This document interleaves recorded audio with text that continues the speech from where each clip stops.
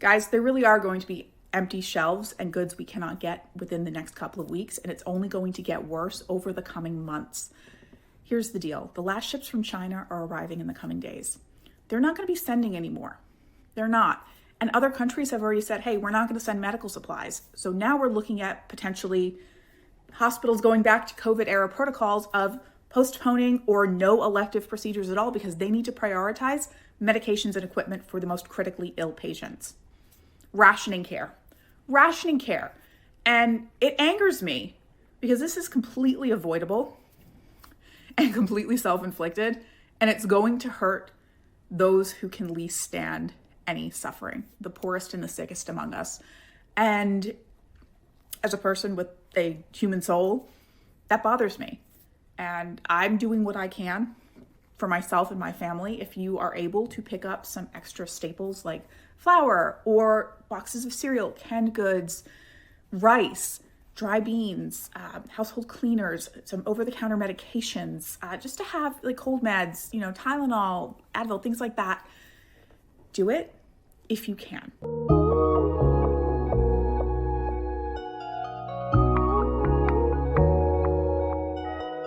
£1 of ground beef is now more than the federal minimum wage, guys. How crazy is this? And how far are they going to let these grocery prices get before they realize that regular people can just not afford this crap?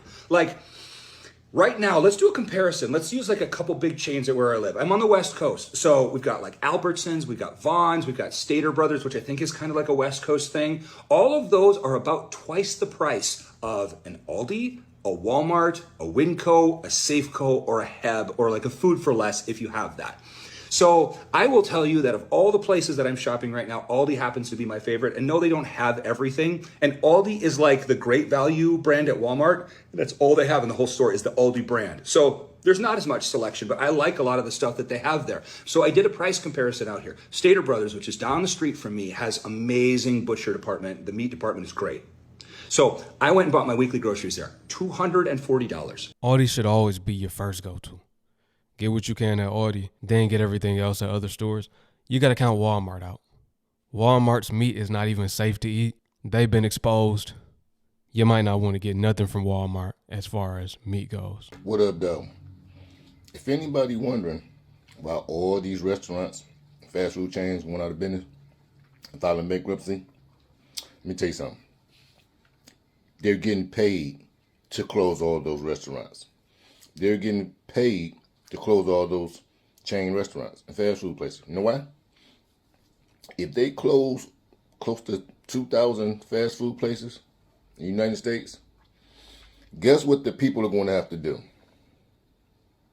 That's right. Now you got to go in the store and buy that damn meat with glue in it, and the fake meat with glue in it, and the real meat with glue in it, and the imaginary meat that's in the leg. Bro, it's over. Once they close all these motherfucking places, everybody gonna be in the store thinking they buying meat. It's over. Nigga, you better get you a boat and some fishing rods and say, fuck it, like Pawpaw now. I'm just saying, man. Church. I feel them a little bit, but the restaurant meat got glue in it too. It's not real either. This is a story about how the war in Iran just hit your grocery bill.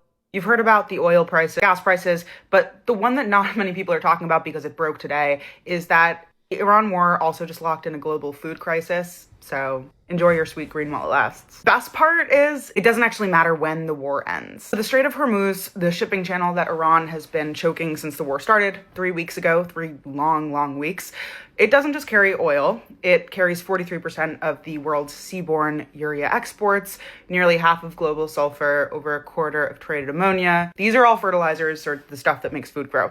Urea is the most widely used solid fertilizer on Earth. It's essential for corn, wheat, rice, crops that provide 40% of global calories. And right now, nearly 1 million metric tons of it are stranded in the Persian Gulf. Urea prices jumped 32% in a single week. 1 ton of urea now costs American farmers equivalent of 126 bushels of corn. That's double from December if you count things in bushels of corn, because why wouldn't you? Some analysts say the prices have jumped 77% since mid-December. So Gulf producers, the Qatar fertilizer companies, Saudi Arabia's SABIC have declared force majeure and halted production. Maritime traffic through the strait collapsed 97% after the strikes began. But here's what separates this from the oil story. Oil operates on price. When shipping reopens, oil flows again, prices adjust, yay.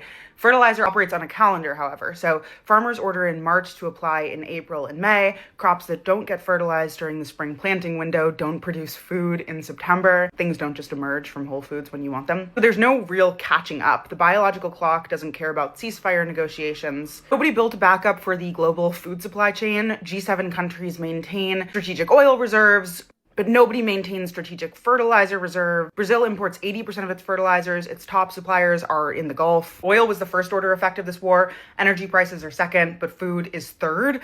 And third order effects actually last longest because they run on biological timelines and not political ones. Corn that doesn't get nitrogen in April doesn't produce food in September.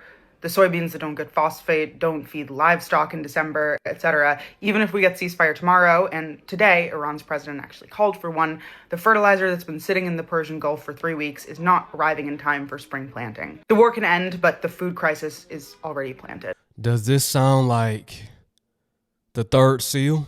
The black horse? Famine? We got to pay attention, family. The second seal was just unleashed. War. So war connects to the third seal. Famine beginning now.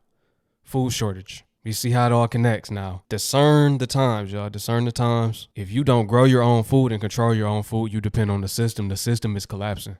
Weren't we instructed to store up food for 7 years? Food for thought.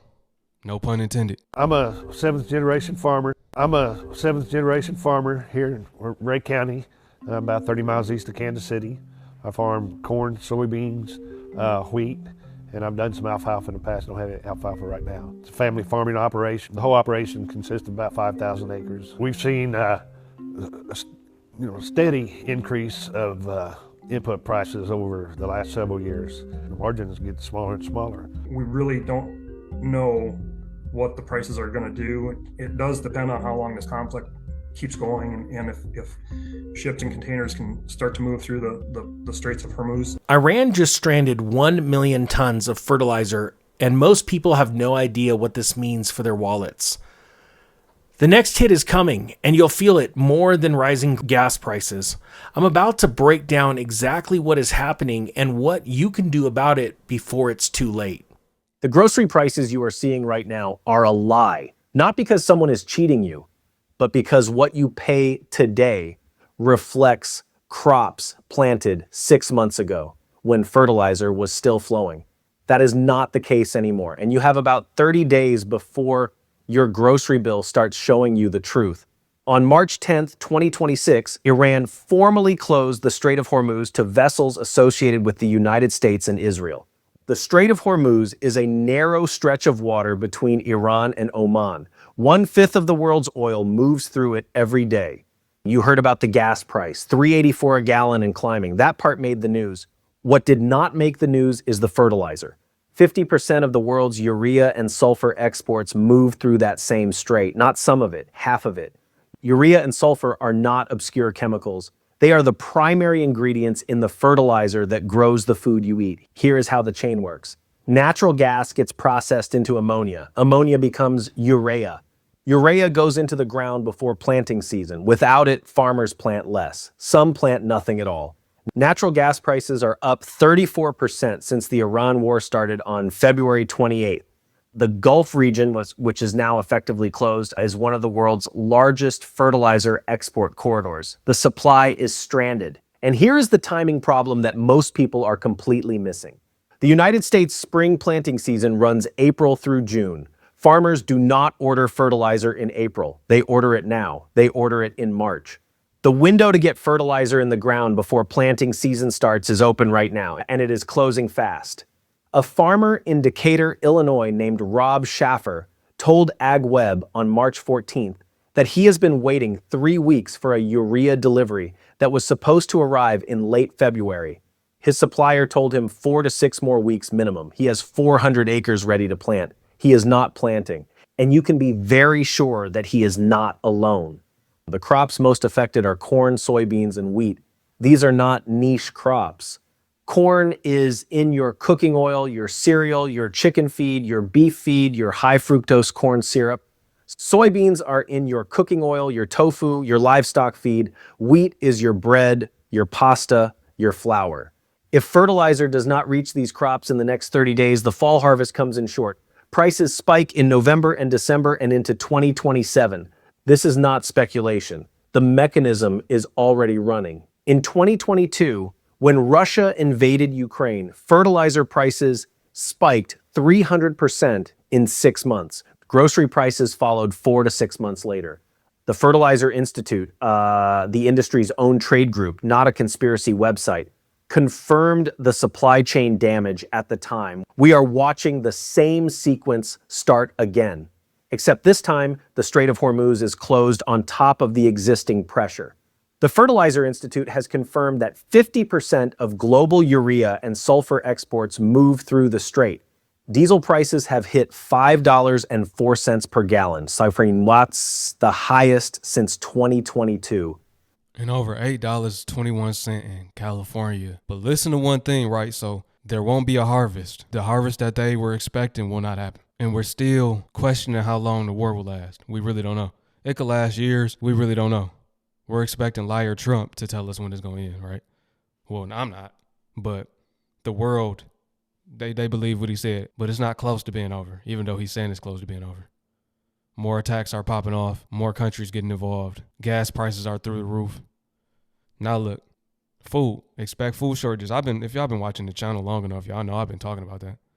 Now it's here. It's about to begin very soon. So they're talking about prices will be up in grocery stores. What about when people start hoarding the groceries? The grocery stores only have 3 days worth of food in general. Once people start panicking, it'll run out after 72 hours. Now, what if no more food hits the shelf? For those that know the times we're living in, we already know what's coming. It's no denying it, debating it. It's prophetic. It's nothing we could do about it. The Most High said it's going to happen, it's going to happen. Brent crude is trading near $109 per barrel. Every one of those numbers feeds into what a bag of fertilizer costs and whether it arrives at all.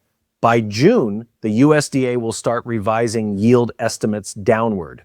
By August, you will start seeing it at the store. Not everywhere at once. Cooking oil first, then flour, then cereal and canned goods, then meat a few months after that, when the feed cost increases work through the livestock cycle.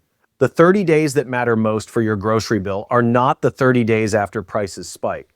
They are right now, the 30 days before anyone is talking about it. Here's what smart people are doing this week. First, buy shelf-stable groceries now at today's prices. Rice, beans, canned tomatoes, pasta, oats, cooking oil. This is not panic buying. This is buying what you were going to buy anyway now before the price changes. A 30-day buffer, that is all. Second, lock in protein. Ground beef and chicken breasts. Buy what you normally buy this week and freeze it. Meat prices track feed costs, which track fertilizer. The sequence runs about 60 to 90 days behind the fertilizer disruption. You have time, but not much. Third, watch the commodity markets. Corn and soybean futures tell you where grocery prices are going 90 days from now. You can check them free at barchart.com or the CME Group website. When corn futures spike, cooking oil, cereal, and meat follow. It is not a guarantee. It is a 60 to 90 day early warning system that almost nobody uses. Buy the fertilizer-intensive store items now. Ketchup, cereal, cooking oil, eggs. These move first because their input costs are most directly tied to corn and soy. Store brand is fine. You are locking in a price, not a brand. If you have any outdoor space at all, plant something. 4 tomato plants saves you $60 by August. A small raised bed with tomatoes, peppers, and leafy greens gives you produce that is outside the supply chain entirely. The startup cost is under $40. The savings run through October. Sixth, do not wait for CNN to tell you grocery prices are rising. By the time that story airs, you will have already paid the higher price for 3 months. The signal is visible right now in the commodity markets, the fertilizer supply data, and the planting calendar. Acting on early information is not paranoid.